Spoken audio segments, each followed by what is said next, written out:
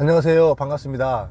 2021년 2월 27일 토요일입니다. 지금 잠깐 사무실에 가고 있는데 보시다시피 차가 너무 안 가고, 그래서 잠깐 이렇게 영상을 켰어요. 최근 이제 지식산업센터에 대해서 핵심적인 부분들을 최근에 한번 생각을 해봤는데요.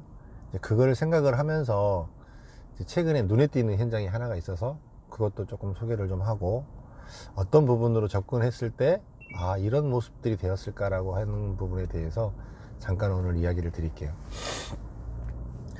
참 이렇게 많이 지어지고 있잖아요. 되게 많이 지어지고 있고 지식산업센터가 많습니다. 근데 이제 시차가 계속 있는 거죠. 쉽게 얘기하면 2016년, 17년, 18년, 19년, 20년, 21년까지 쭉 이렇게 공급이 계속적으로 이렇게 늘어오면서 이렇게 지식산업센터가 공급이 됐잖아요. 그러면서 이제 계속적으로 분양을 시작을 하고 계속적으로 토지가 팔려 나가면서 토지값은 계속적으로 비싸게 팔려가고, 그렇기 때문에 분양가가 계속적으로 올라가고 있어요. 이게 한 지역에서도 뭐 쉽게 얘기하면은 들어가면 그 다음에 들어간 것들이 더 비싸고 더 비싸고 더 비싸고 이런 형상이 되다 보니까 자연스럽게 분양가는 계속 올라가고, 이제 기존에 지어졌던 것들이 그로 인한 후광들을 굉장히 많이 보고 있는 이런 시점, 이런 현상이 현재 지식산업센터에 굉장히 많이 나타나고 있는 모습 중에 하나입니다. 그러면 이제 참 일반인들이 이제 더 많이 늘어났어요. 더 많이 늘어났고 더 많은 투자자들이 지식산업센터를 투자를 하려고 보고 있습니다. 이제 이분들이 가장 봐야 될 부분들은 뭐냐면, 진짜로 목적 자체가 이제 안정적으로 돈을 내가 너의 노후를 위해서 이렇게 소자본이지만 넣어서 이렇게 임대 사업을 하는 게 목적인 사람하고, 단기적으로 투자를 해서 뭐 프리미엄을 받고 빠진다든지 이런 거를 원하는 사람하고, 이제 약간 대략적으로 크게는 이 두 부류로 나눠지는 것 같아요. 그러면 이제 쉽게 얘기하면 내가 안정적으로 수익을 가져가기 위한 사람은 필연적으로 해야 될 게, 제가 늘 입이 닳도록 이렇게 이야기를 했던 부분이, 그래도 그거 이제 기업체들한테 임대를 맞출 수 있는 물건이냐 아니냐, 요거였었잖아요. 임대가 될 수 있느냐 없느냐, 임대가 될 것이냐 안 될 것이냐, 이 위치가 기업이 얼마나 하냐 안 하냐, 이거를 가장 먼저 보라고 제가 이야기를 드렸어요. 이제 이거에 대해서 충족이 되는 곳과 충족이 되지 않는 곳, 이거를 분별해 내는 눈이 투자를 잘하느냐 못하느냐에 대한 확실한 선이 생기는 부분이거든요.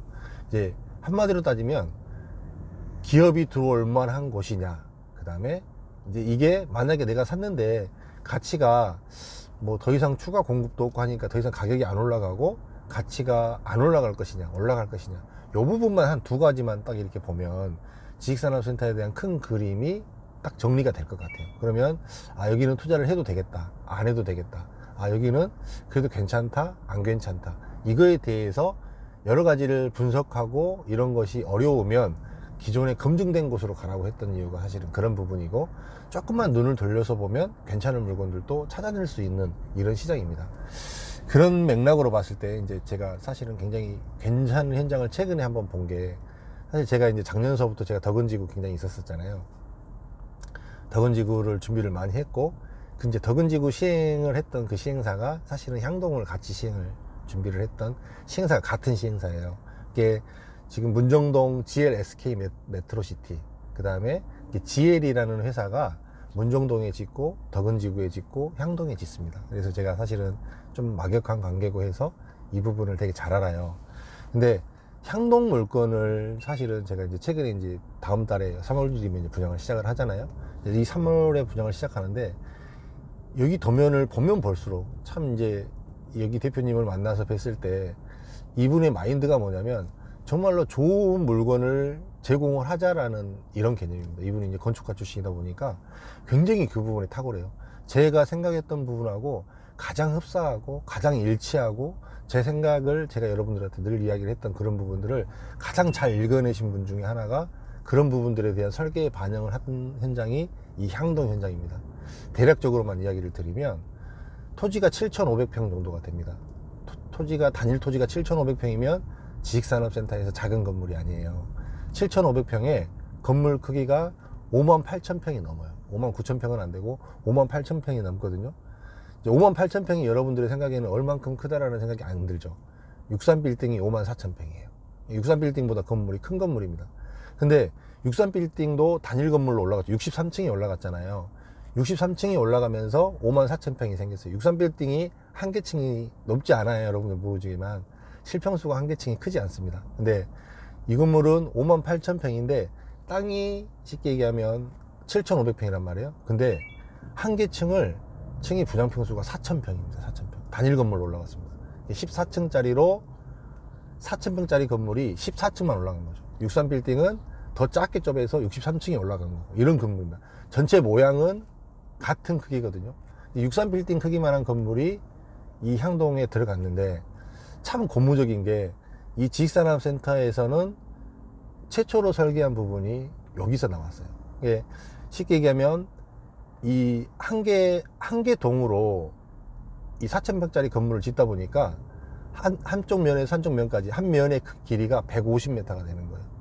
150m 여러분 한번 생각해 보세요. 건물 한쪽 길이가 150m예요. 150m고 한쪽이 100m예요. 이렇게 큰 건물입니다. 이 건물이 사각형으로 들어갔습니다. 가운데 중정이 있고. 이걸 만들었는데 이제 이 150m가 한쪽이 길이가 되다 보니까 이거를 최대한 잘 살렸습니다. 150m가 이렇게 길게 있기 때문에 150m를 한 번에 쭉 올라가면 한 층만 올라가는 것이 아니라 150m에서 절반을 가면 한 층이 빠지고 한 층 더 직진해서 올라가면 두 층이 빠지고 그러니까 한 번 슬로프를 쭉 올라가면 두 개 층씩 올라가는 거죠. 한 바퀴를 돌면 네 개 층이 올라가는 거예요. 두 바퀴를 돌면 쉽게 얘기하면 1층에서 9층까지 올라가는 구도로 설계를 했습니다. 참 이렇게 획기적인 설계였어요. 획기적인 설계였고 더더군다나 가장 핵심적인 부분이 모든 호실들을 다 사이드로만 배치를 했습니다. 이게 전부 다 창가 쪽으로만 배치를 했고 안쪽에는 호실이 단 한 개도 없습니다. 그 다음에 모든 호실 안에 그 호실 바로 앞에 전용 주차 공간을 다 줬습니다. 그 다음에 그 호실 안쪽으로는 전부 다 차가 들어갈 수 있도록 문을 두 개를 내줬어요. 하나는 차가 들어가는 문, 하나는 일반 사무실이 왔다가 평상시에 사람들이 왔다 갔다 하는 문, 이 두 개를 이렇게 내줬습니다. 굉장히 설계를 잘했어요. 거기다가 핵심적인 거는 층고를 전부 다 6m로 설계를 했고요. 그 다음에 지식산업센터에서 회사들이 가장 좋아하는 하중 1.2톤을 설계했습니다. 이 전체적인 부분이 최근에 모든 지식산업센터들이 쉽게 얘기하면 판매자가 조금이라도 돈을 더 많이 벌기 위해서 매출을 조금이라도 더 올리기 위해서 호실들을 작게 잘랐고 작게 잘라서 조금이라도 돈을 더 받기 위한 이런 전략을 세웠단 말이에요. 근데 이 건물이 유일하게 실제 사용하는 사람들이 실제 사용하는 기업이 정말로 좋아하는 건물을 짰어요. 제가 사실 요즘에 자꾸 아무리 되돌아봐도 이 지식산업센터가 다시 가야 될 길은 뭐냐면 다시 아파트형 공장으로라는 이런 표현을 제가 많이 써요. 다시 옛날 아파트형 공장의 스펙이 나오고 있는 것 같아요. 그거는 무슨 말이냐면 정작 맨 마지막에 해결할 기업체들이 정말 좋은 물건이 되겠다. 정말 좋은 물건이다. 기업체들이 정말 쓸 수 있는 이 스펙. 사실은 여기 대표이사님이 굉장히 그거를 고민을 많이 했어요. 여기 그러면서 삼성테크노밸리가 사실은 우리 지식산업센터 업계에서는 최초로 분양 대행을 하던 대표가 삼성테크노밸리를 시행을 했던 분이거든요. 그때 당시에 분양 대행을 하면서 실제 회사들이 어떤 니즈를 원했는가, 어떤 부분을 원했는가를 가장 잘 표현한 건물이 사실 삼성테크노밸리였고, 현재 있는 모든 드라이브인 시스템, 차가 들어 올라갈 수 있는 시스템으로 한 도어투도어 제조형 지식산업센터의 시초가 된 곳이 사실은 삼성테크노밸리였어요. 그렇듯이 거기를 많이 가보고 또 보고 그 다음에 지식산업센터가 어떻게 가야 될 부분들을 판단을 해보고 그러고 내린 결론이 향동의 이 지식산업센터입니다. 정말 스펙이 하나하나 따져봤을 때 정말 장난이 아닙니다. 지식산업센터에서 40피트가 사실은 들어가는 곳이 없어요. 사람들은 말은 뭐 40피트가 들어간다 어쩐다 하지만 들어가는 램프 자체에서 걸려갖고 이미 40피트는 들어갈 수가 없습니다. 40피트가 될 수 있는 곳도 지식산업센터에서 거의 없습니다. 사실 도로 쪽에다 대고 거기서 빼서 싣고 다시 안으로 들어가야 되는 이런 경우가 대부분 많은데 40피트가 들어갈 수 있는 조업 공간을 따로 만들었습니다. 굉장히 고무적인 얘기예요, 이게. 더더군다나 이제 이런 설계가 더더군다나 더 낫다라고 판단하는 이유는 뭐냐면 갈수록 이제 지식산업센터 이제 현재가 이 코로나로 인해서 기업의 변화가 많이 생겼잖아요. 실질적으로 이 코로나로 인해서 가장 수혜받는 기업, 쿠팡 같은 데 봐보세요. 얼마나 어마어마하게 성장을 하고 있어요, 사실. 그런 부분으로 인해서 이제 유통이나 물류나 이런 쪽들이 굉장히 강세가 되는 이렇게 시장이 되었거든요. 그런 걸로 봤을 때는 굉장히 좋은 구도. 실질적으로 이 건물을 한번 봤을 때, 이 건물을 썼을 때 다른 건물들을 못 쓸 수 있는 이런 구도로 만들었다는 거예요. 그 부분이 굉장히 고무적으로 설계를 잘했습니다. 이제 이게 단순하게 설계만 잘했고 위치가 굉장히 빠져있는 위치에 있다고 하면 이렇게까지 제가 좋다라고 이야기를 안 해요.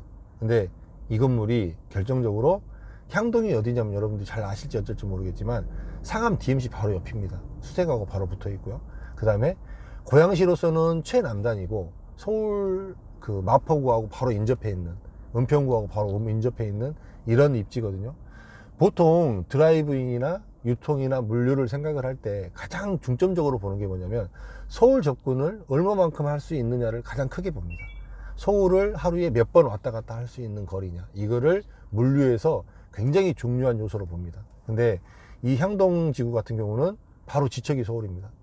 여기를 올 수 있는 수요는 서울에서 은평구, 마포구, 강서구 쪽에서 넘어올 수 있고 고양시에서 다 넘어갈 수 있습니다. 여러분들이 잘 모르지만 사실은 고양시가 의외로 지식산업센터가 적어요. 다른 지역에 비했을 때 굉장히 적은 지역이고, 또 일반 사람들의 생각에는 고양시는 배드타운이라는 이야기를 많이 하시잖아요. 그렇지 않아요. 생각보다 데이터 상으로 봤을 때 전체 경기도에서요, 서울을 제외한 경기도 지역에서 기업체가 가장 많은 곳이 수원시 다음에 고양시입니다. 2위예요. 경기도가 굉장히 큽니다. 서울을 둘러싸고 있는 이 경기도가 굉장히 큰데 그 중에서 기업체가 가장 많은 곳이 고양시.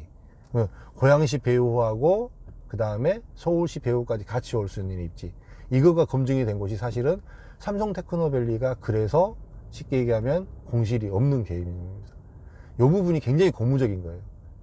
제가 이제 사실은 어지간해 갖고 물건을, 이 건물 정말 좋다, 이 건물 정말 사고 싶다, 이 건물 정말 설계 잘했다라고 이야기를 드리는 결정적인 이유가, 이런 얘기 잘 안 하거든요. 사실 제가 봐도 제가 봤을 때 설계가 흡족하게 나오는 것들이 그렇게 많지는 않아요. 근데 정말 고민한 흔적들도 많고, 설계 디테일까지 세부까지 정말 잘 지었습니다. 잘 설계했습니다. 이게 더더군다나 결정적으로 향동에서 들어가는 첫 번째 지식산업센터입니다. 7,500평당에 58,000평. 첫 번째 들어가는 지식산업센터고, 토지를 낙찰가가 다른 데 토지보다 낙찰가가 가장 낮았습니다. 분양가가 제일 낮습니다. 예, 맨 전자에 말씀을 드렸듯이 안정적인 임대사업 면에서 탁월한 현장이고요. 그 다음에 이거를 끌고 갔을 때 가치가 올라갈 것이냐고 봤을 때 다른 토지들이 여기보다 싸게 나올 수 있는 곳이 단 한 군데도 없습니다. 그래서 분양가적인 면에서도 올라갈 수 있는 여력이 충분히 되고, 또 삼성 테크노밸리의 지금 현재 임대가가 상당히 고무적으로 굉장히 저변이 탄탄해요. 3만원에서 한 3만 5천 정도 임대가를 받을 수 있거든요.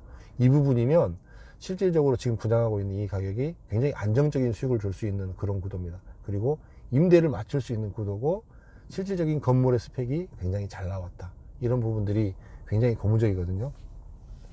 제가 이제 요거를 좀 이제 요번 주에 걸쳐서 내용을 조금 도면하고, 이제 왜 이렇게 건물이 좋은가, 입지가 왜 이렇게 좋은가를 실질적인 도면하고 그 다음에 지도하고 이런 것들을 놓고 실질적으로 제가 좀 한 주간 동안 조금 이야기를 해드릴게요.